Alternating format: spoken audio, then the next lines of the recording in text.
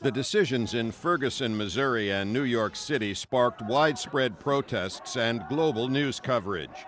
Protests continued for days all around the United States and inspired support across the world, including at this protest in London.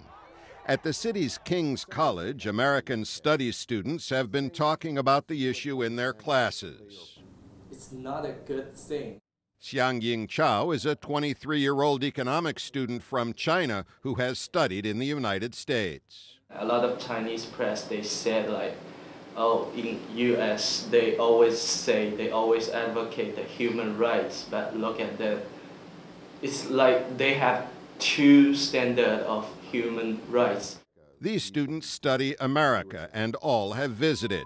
They see the incident in New York as a clear case of unpunished police brutality, but view the Ferguson incident as less clear-cut.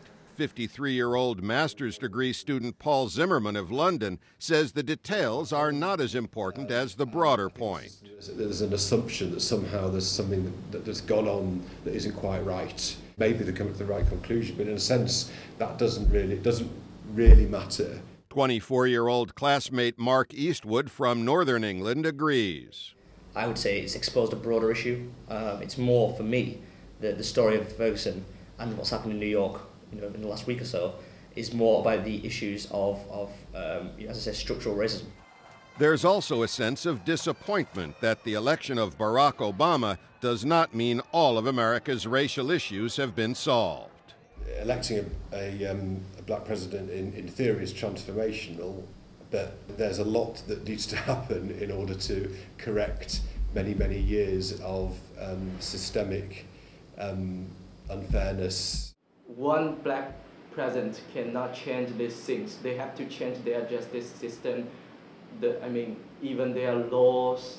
Their teacher, Joshua Simon, says some of his students see two aspects to the stories from Ferguson and New York.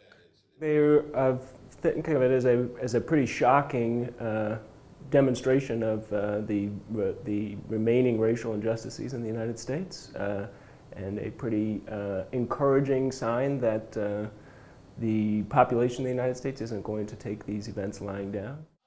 The emotional scenes of the funerals added to the public reaction overseas. Professor Simon says many people give the United States well-deserved credit for progress on race relations. But he says the recent incidents have shifted the focus to how much work remains to be done, while also making the U.S. aspiration to be a moral leader more difficult. Pessin, VOA News, London.